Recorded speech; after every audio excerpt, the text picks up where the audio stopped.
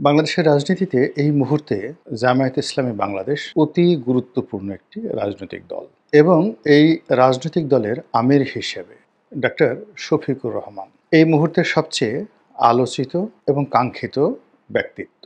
রাজনীতির অঙ্গনে অনেকেই তার সান্নিধ্য কামনা করছেন। আর রাজনীতির বাইরে ব্যবসায়ী বলেন, আমলা কামলা সকলেই মনে করছেন যে এই মুহূর্তে এই ভদ্রলোকের সঙ্গে যদি একটু ছবি তোলা যেত, একটু বসা যেত, একটু মধ্যাহ্ন ভোজে তার সঙ্গে অংশগ্রহণ করা যেত এবং সেই ছবিগুলো যদি ফেসবুক থেকে শুরু করে সামাজিক মাধ্যমে দেওয়া যেত বা বাসায় টানিয়ে রাখা যেত, তাহলে এটি একটি শিল্ড বা রক্ষা কবচ হিসেবে বা ঢাল হিসেবে অনেকের জন্য উপকৃত হতো। মানুষের জীবনে অল অন এ সাডেন দুর্ভোগ এবং দুর্দশা আসতে যেমন দেরি লাগে না, যেমন শেখ হাসিনা তার এরকম যে দুঃস্বপ্ন আসবে, এটা উনি তো দূরের কথা, আমরা যারা আছি আমরাও কিন্তু 5 তারিখ পর্যন্ত কল্পনাও করিনি।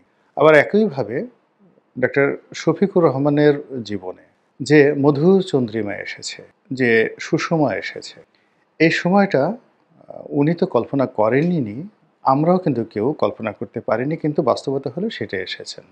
এর ফলে কি হচ্ছে, তিনি নজিরবিহীনভাবে হেলিকপ্টারে করে যেতে পারছেন, বন্যায় ত্রাণ বিতরণ করতে পারছেন, ক্যান্টনমেন্টে তাকে নিয়ে আলোচনা হচ্ছে, স্বয়ং সেনাবাহিনী প্রধান তাকে তোয়াজ করছেন, তদবির করছেন। তারপর যে বিএনপি একসময় জামাতকে তুচ্ছ করত এবং তাচ্ছিল্য করত, সেই বিএনপি জামাতকে এখন অতি গুরুত্বপূর্ণ প্রতিপক্ষ মনে করছে।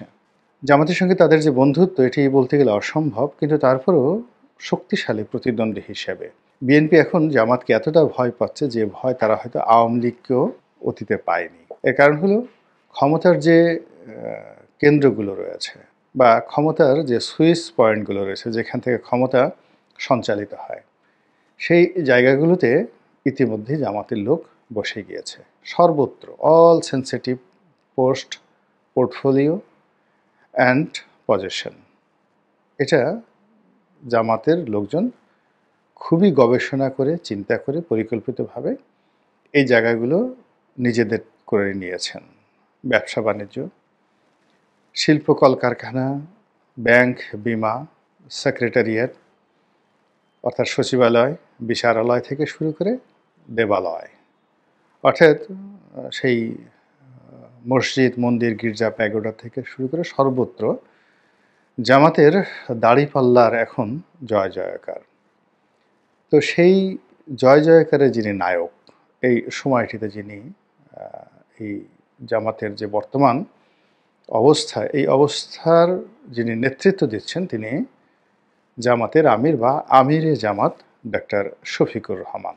তিনি লন্ডন গিয়েছেন। লন্ডনে তার অনেক কাজ। তিনি কি লন্ডনের যে সকল রাজনীতিবিদ রয়েছেন, বাঙালি রাজনীতিবিদ, সেখানকার স্থানীয় রাজনীতিবিদ যারা মেয়র হিসেবে আছেন, অনেকে এমপি হিসেবে আছেন, তারপর বিচার বিভাগে জাস্টিস পদে আছেন অনেক বাঙালি, তারপর তাদের সরকারি দপ্তরগুলোতে, বিশেষ করে সিলেটের সম্প্রদায়ের লোকজন যারা আছেন, তারা ইউকে অর্থাৎ ইউনাইটেড কিংডম এবং ইইউ, এই দুটো জায়গাতেই খুবই গুরুত্বপূর্ণ দায়িত্ব পালন করছেন। তো জামাতের আমিরকে তাদের সঙ্গে বৈঠক করার জন্য এবং তারা আগামীতে ক্ষমতায় যাবে, এই ক্ষমতাটা পাকাপোক্ত করার জন্য আন্তর্জাতিক অঙ্গনে তাদের যে লবিস্ট গ্রুপ কাজ করছে, সেই লবিস্ট গ্রুপের সঙ্গে পরামর্শ, একই সঙ্গে আলটিমেট অর্থাৎ লবিস্ট গ্রুপরা যাদের কাছে গিয়ে দেন দরবার করে, তাদের সঙ্গে তিনি দেখা করবেন কিনা, প্রকাশ্যে কিংবা গোপনে। এবং এটি আমাদের রাজনীতির জন্য একটা জিজ্ঞাসু বিষয় এবং এটি খুবই গুরুত্বপূর্ণ একটি বিষয়। 2 নম্বর হলো যে তিনি বাকিংহাম প্যালেসে যাবেন কিনা, অর্থাৎ এখন যিনি ব্রিটেনের রাজা আছেন, কিং আছেন, তার সঙ্গে দেখা করবেন কিনা, প্রধানমন্ত্রীর সঙ্গে এখন যিনি আছেন তার সঙ্গে দেখা করবেন কিনা, এসব বিষয় নিয়ে আলাপ আলোচনা করা যেতে পারে। এর বাইরে যেটা রয়েছে, আপনারা সবাই জানেন যে ইংল্যান্ডের মধ্যে, বিশেষ করে লন্ডনে যে সকল রাজনৈতিক দল আছে, বিএনপি, আওয়ামী লীগ, জাতীয় পার্টি, জামাত, তাদের মধ্যে জামাতের কর্মী সংখ্যা সবচেয়ে বেশি এবং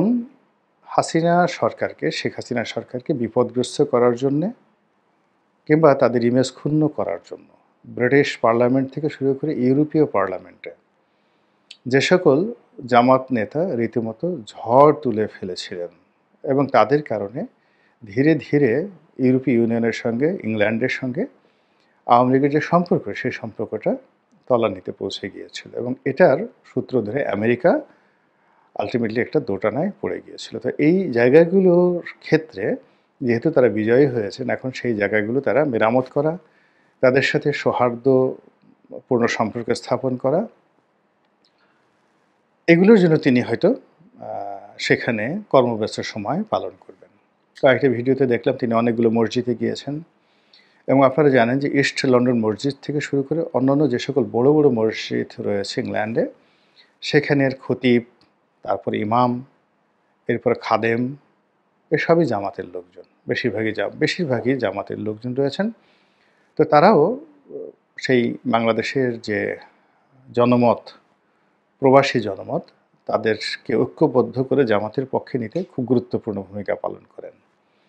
আরেকটি বিষয়ে আলোচনা না করলেই নয়, তিনি কি জনাব তারেক রহমান সাহেবের সঙ্গে দেখা করবেন, অথবা তারেক রহমান সাহেব কি তার সঙ্গে দেখা করবেন? এটা কিন্তু একটা $1 মিলিয়ন একটি প্রশ্ন। অর্থাৎ তার যদি ইচ্ছে হয় বা তিনি যদি মনে করেন যে জনাব তারেক রহমান সাহেবের সঙ্গে তিনি দেখা করবেন, এটি বাংলাদেশের রাজনীতিতে একটা আলাদা মেরুকরণ তৈরি করবে। আবার যদি তাদের বৈঠক হয়, মানে তারেক রহমান সাহেবও চেয়েছেন, শফিকুর রহমান সাহেবও চেয়েছেন, বৈঠক হয়েছে, ফলপ্রসূ বৈঠক হয়েছে, এটির একটা মেরুকরণ হবে। আর বৈঠক হয়েছে জাস্ট ফরমাল, কিন্তু আন্তরিকতা হয়নি, সেক্ষেত্রে এটার প্রতিক্রিয়া বাংলাদেশে জামাতের আমির আসার সঙ্গে সঙ্গে শুরু হয়ে যাবে। স্কুল, কলেজ, মাদ্রাসা থেকে শুরু করে সব জায়গাতেই বিএনপি, আওয়ামী লীগ, তারপরে জামাত, জাতীয় পার্টি, এদের মধ্যে নতুন করে একটা মেরুকরণ তৈরি হয়ে যাবে রাজনীতির। এবং সবচেয়ে ভয়াবহ যে বিষয়গুলো হবে সেটা হলো, তার এই লন্ডন ভ্রমণের সময় যদি তারেক রহমান সাহেব চান জামাতের আমিরের সঙ্গে বৈঠক করার জন্য এবং জামাতের আমির যদি রাজি না হন, কিংবা জামাতের আমির প্রস্তাব পাঠালেন কিন্তু তারেক রহমান সাহেব রাজি হলেন না, তারপর জামাতের আমির সেখানে চলে আসলেন কিন্তু তিনি জনাব তারেক রহমান সাহেবের সঙ্গে বৈঠক করার বিষয়ে কোনো চিন্তাই করলেন না, এই বিষয়গুলো বাংলাদেশের রাজনীতিতে উনি ফিরে আসার পরে খুবই গুরুত্বপূর্ণ ভূমিকা পালন করবে এবং নেতিবাচক ভূমিকা পালন করবে। আরেকটি বিষয় খুবই সেন্সিটিভ, তারপরও রাজনীতি তো এখানে অসম্ভব কিছু নয়। আপনারা জানেন যে শেখ হাসিনার যারা সমর্থক রয়েছেন, বিশেষ করে সিলেটের সদ্য সাবেক মেয়র, তিনি এখন ইংল্যান্ডে আছেন। তারপর শেখ রেহানা কেন্দ্রিক ইংল্যান্ডে যে একটা বলয় আছে, এটা সিলেটের লোকজন নিয়ন্ত্রণ করেন। তো সেই সিলেটের যারা লোকজন, তাদের সঙ্গে ডক্টর শফিকুর রহমানের পারিবারিক সম্পর্ক, সেই অর্থে আওয়ামী লীগের নীতি নির্ধারণী মহলের সঙ্গেও তার বৈঠক হতে পারে, অস্বাভাবিক কিছু নয়। এমনকি যদি শেখ রেহানার যে সন্তান, এখন যিনি প্রতিমন্ত্রী হিসেবে রয়েছেন, টিউলিপ সিদ্দিকী, তার সঙ্গে তার বৈঠক হতে পারে, ববির সঙ্গে অর্থাৎ শেখ রেহানার ছেলের সঙ্গে বৈঠক হতে পারে, এমনকি আরও অনেক কিছু হতে পারে। তিনি ইংল্যান্ডে বসে যদি ডোনাল্ড ট্রাম্পের সঙ্গেও কথা বলেন, এখন তিনি যে পর্যায়ে পৌঁছে গিয়েছেন, কিংবা ওখানে বসে যদি ব্রিটিশ বা ইংল্যান্ডে যে ভারতীয় রাষ্ট্রদূত রয়েছেন, তার সঙ্গে যদি তার বৈঠক হয়, আমেরিকান রাষ্ট্রদূত যিনি রয়েছেন ইংল্যান্ডে, তার সঙ্গে যদি তার বৈঠক হয়, এটা অস্বাভাবিক কিছু নয়। এর কারণ হলো তিনি এখন ডিফ্যাক্টো সরকার, ডিফ্যাক্টো প্রধানমন্ত্রী, এই হিসেবেই তার গুরুত্ব কিন্তু ইংল্যান্ডে রয়েছে। এবং তিনি যত বেশি এগোচ্ছেন ততই বেশি কিন্তু বিএনপি ম্রিয়মাণ হয়ে যাচ্ছে, ভীত সন্ত্রস্ত হয়ে যাচ্ছে এবং গুরুত্বহীন হয়ে পড়ছে। ফলে তার এই যে ইংল্যান্ড সফর, এটাকে আমি কেবলমাত্র একটা দ্বিপাক্ষিক, সৌহার্দ্যপূর্ণ, পারিবারিক, ব্যক্তিগত কিংবা সাংগঠনিক সফর মনে করছি না, এর সঙ্গে অনেক কিছু জড়িত। এমনকি তিনি যদি তত্ত্বাবধায়ক সরকারের মুখপাত্র রূপে কিংবা ডক্টর ইউনূসের অনেক পার্সোনাল যে বিষয়গুলো রয়েছে, সেই বিষয়গুলো সেখানে নেগোসিয়েশন করার জন্য বিভিন্ন পক্ষের সঙ্গে ইংল্যান্ড গিয়ে থাকেন, এটাতে অবাক হওয়ার কিছু থাকবে না। এর কারণ হলো ওই ইংল্যান্ডে বসে, ওই লন্ডনে বসে অতীতে আমাদের ভারতের, বাংলাদেশের, পাকিস্তানের এবং আরও অনেক দেশের রাজনীতির পট পরিবর্তন থেকে শুরু করে এবং রাজনীতির নতুন মেরুকরণ সম্পর্কে অনেক যুগান্তকারী সিদ্ধান্ত ওই টেমস নদীর তীরে হয়েছে। তো সেখানেই বাংলাদেশের ক্রান্তির লগ্নে ডক্টর শফিকুর রহমান গিয়েছেন। তো তিনি কি করছেন বা কি করবেন, তিনি ফিরে আসার পরে সেটা তার কর্মকাণ্ড দ্বারা আমরা বুঝতে পারব।